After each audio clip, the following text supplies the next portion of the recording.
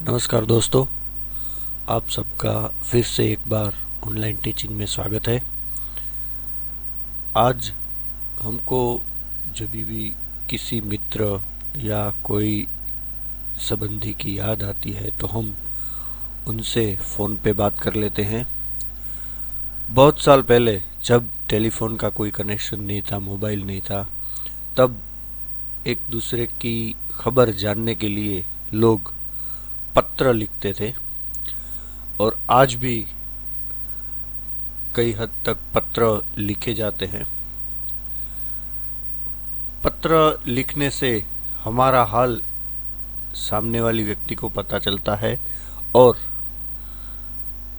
पत्र एक ऐसी वस्तु है जो हम पूरी जिंदगी संग्रहित कर सकते हैं।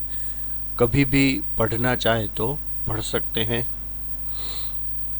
पत्र के प्रकार देखें तो व्यक्तिगत पत्र है, व्यावसायिक पत्र है, कार्यालय पत्र है, प्रार्थना पत्र है। सभी प्रकार के पत्रों के बारे में आज हम चर्चा करने वाले हैं। संबंधों के अनुसार पत्र में कौन से बदलाव आते हैं वो भी हम देखेंगे। कैसे अभिवादन करते हैं पत्रों में, और पत्र समाप्त होने पर भी कौन कौन से शब्द हम लिख सकते हैं, ये सभी बातों की हम आज चर्चा करने वाले हैं। तो चलिए देखते हैं पत्र लेखन। सबसे पहले हम देखेंगे कि पत्र लेखन के वक्त क्या ध्यान रखना चाहिए। पत्र में बोलचाल की भाषा सरल होनी चाहिए। पत्र में सिर्फ आवश्यक बातें ही लिखे, ज़्यादा कुछ ना लिखे। हमारा पत्र अधिक लंबा नहीं होना चाहिए। मित्र या सखी के लिए तुम और बड़ों के लिए आप सर्वनाम का प्रयोग करना चाहिए। उसके बाद हम देखते हैं कि पत्र में कौन कौन सी गतिविधियां हमें करनी है। तो सबसे पहले पत्र में सबसे ऊपर बाईं ओर अपना पूरा पता और दिनांक लिखनी चाहिए। अपना पूरा पता मतलब जो व्यक्ति पत्र लिख रहा है उसका पता। आगे हम देखेंगे कैसे लिखते हैं। उसके नीचे जिसे पत्र लिखना हो उसका शिष्ट भाषा में संबोधन करना चाहिए और उसके बाद अभिवादन करना चाहिए। ये हो जाने के बाद हमें पत्र क्लेवर में मुख्य विषय को अभिव्यक्त करना है। जिसके लिए हम पत्र लिखते हैं वो अभिव्यक्त कर देना है। पत्र समाप्त होने पर बाईं ओर पत्र लिखने वाले का संबंध और नाम लिखना चाहिए। तो ये सब बातें हैं, इन सब बातों का ध्यान रखते हुए हमें पत्र लेखन करना है। आइए देखते हैं कौन से पत्र कैसे लिखे जाते हैं। यहाँ पे हमको देखना है कौन सा प्रकार का पत्र लिखते हैं, उसमें कौन से संबंध के आधार पर अभिवादन और पत्र की समाप्ति पे जो शब्द लिखे जाते हैं वो कैसे लिखते हैं। जैसे पत्र का प्रकार है व्यक्तिगत, तो व्यक्तिगत पत्र हम अपने संबंधियों को लिखते हैं। तो संबंधी हमसे छोटा हो सकता है या संबंधी हमसे बड़ा हो सकता है। तो जब संबंध में छोटा व्यक्ति बड़े व्यक्ति को पत्र लिखता है तो अभिवादन के लिए ये शब्द इस्तेमाल कर सकता है, पूज्य, पूजनीय, आदरणीय। और पत्र की समाप्ति पर लिखी जाने वाली शब्दावली इस प्रकार है। आपका आज्ञाकारी संबंध। संबंध मतलब जिसको आप पत्र लिखते हैं उसके साथ आपका क्या संबंध है वो। आपका आज्ञाकारी पुत्र, अगर आप अपने पापा को पत्र लिख रहे हैं। आपका शुभ चिंतक।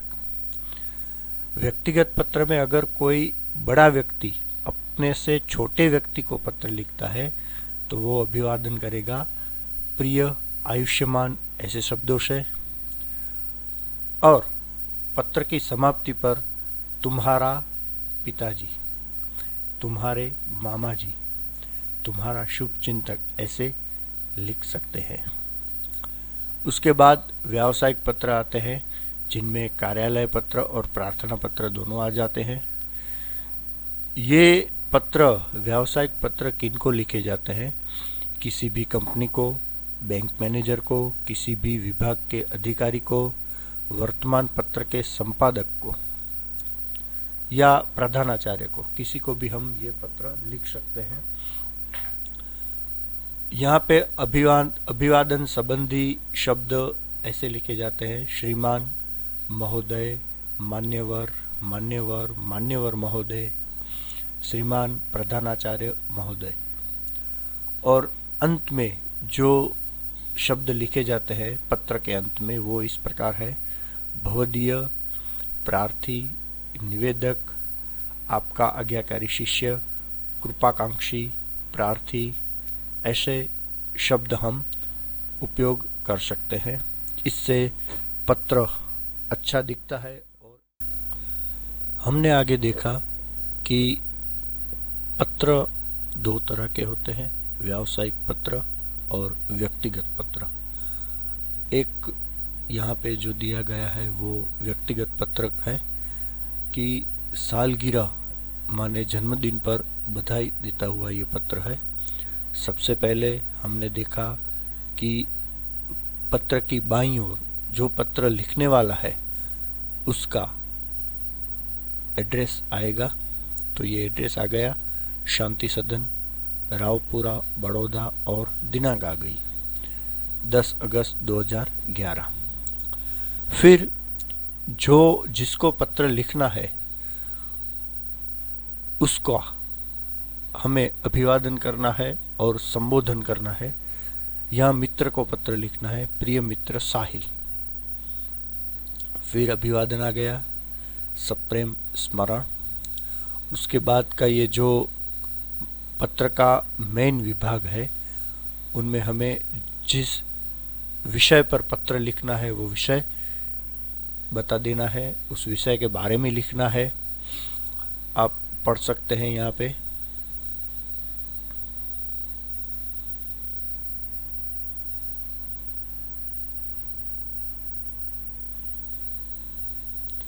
अंत में तुम्हारा मित्र स्नेहल। तो ये जो हमने देखा, सबसे पहले एड्रेस आएगा, उसके बाद संबोधन आएगा, फिर ग्रीटिंग्स आएगा, फिर जिसके बारे में पत्र लिखना है वो आएगा, और अंत में जो पत्र लिखता है उसका संबंध और उसका नाम आएगा। ये व्यक्तिगत पत्र का नमूना है। आगे हम देखेंगे व्यावसायिक पत्र। एक और पत्र यहाँ पे दिया गया है, छुट्टी के लिए प्रधान अध्यापक को पत्र, देसाई फलिया, भावनगर, 23 फरवरी 2011। पत्र कौन लिखता है? मनोज पटेल लिखता है। तो ये मनोज पटेल का एड्रेस है।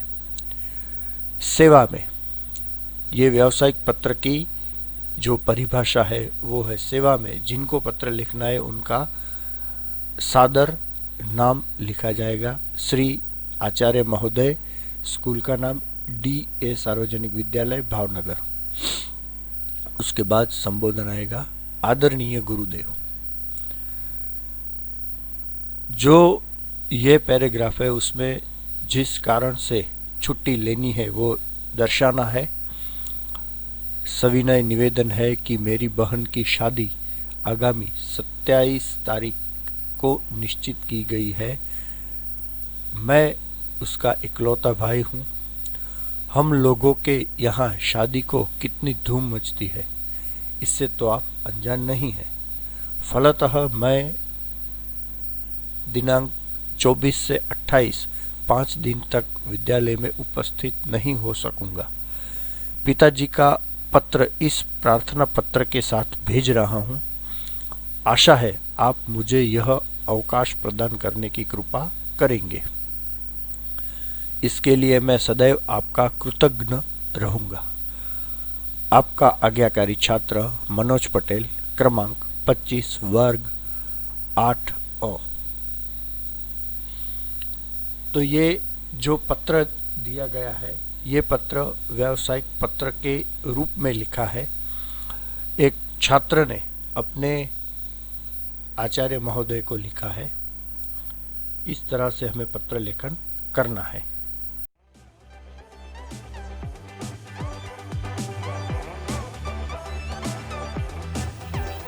ये रहा आज का आपका गृह कार्य, जिसमें आपको 2 पत्र लिखने हैं। प्रथम पत्र गजानन प्रकाशन अहमदाबाद को लिखना है। पुस्तक भेजने के लिए ये पत्र आपको लिखना है। साथ में इच्छित पुस्तकों की नामावली भी भेजनी है। पहला पत्र व्यावसायिक पत्र होगा। दूसरा पत्र आपको जो लिखना है वो है व्यक्तिगत पत्र, जो आपको आपके मित्र को लिखना है। विषय है जन्मदिन पर उपस्थित रहने के लिए पत्र लिखना है। यह 2 पत्रों लिख के आपको हमारे व्हाट्सएप ग्रुप में दोनों पत्रों के फोटोग्राफ भेजने हैं। ठीक है।